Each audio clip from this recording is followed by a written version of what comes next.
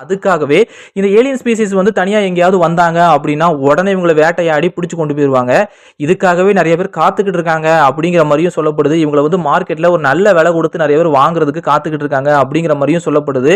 நம்ம வெல்டோனாவா கூட அப்படிதான் என்ன செய்வாங்க அப்படின்னா பிடிச்சிட்டு வந்திருப்பாங்க. அந்த நேரம் பார்த்தா நம்ம வெல்டோனா வந்து பூமிக்கு தப்பிச்சு வந்திருப்பாங்க. ஆக்சுவலா மேக்ஸ் ஒரு பிளம்பர் ஆகிறதுக்கு ஒரு மிக முக்கியமான காரணமா அமைஞ்சது வெல்டோனா தான் அப்படிங்கிறதும் குறிப்பிடத்தக்க ஒரு விஷயம். அவங்களை காப்பாற்ற போய் தான் அவர் வந்து பிளம்பர்ஸே மீட் பண்ணுவாரு. அதுக்கப்புறம் பிளம்பராகவும் மாறுவாரு.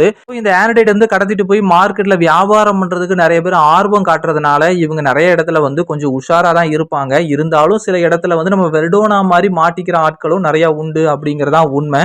அது மட்டும் இல்லாம ஆனடைட்ஸுக்கு வந்து அழிவு அப்படிங்கிற ஒரு விஷயமே கிடையாது. அதாவது வயசாகி சாகக்கூடிய நிலைமை அப்படிங்கிற ஒரு விஷயம் கிடையாது. இவங்களை வந்து சாகடிக்கவே முடியாது அப்படின்னு நான் சொல்ல வரல. இவங்களை சாகடிக்க முடியும். இவங்க எனர்ஜி எல்லாத்தையும் உறிஞ்சிட்டோம் அப்படின்னாலே இவங்க வந்து இறந்து போயிருவாங்க. ஆனா இவங்க வயசாகி சாக மாட்டாங்க. ஏன்னா இவங்க முழுக்க முழுக்க எனர்ஜியால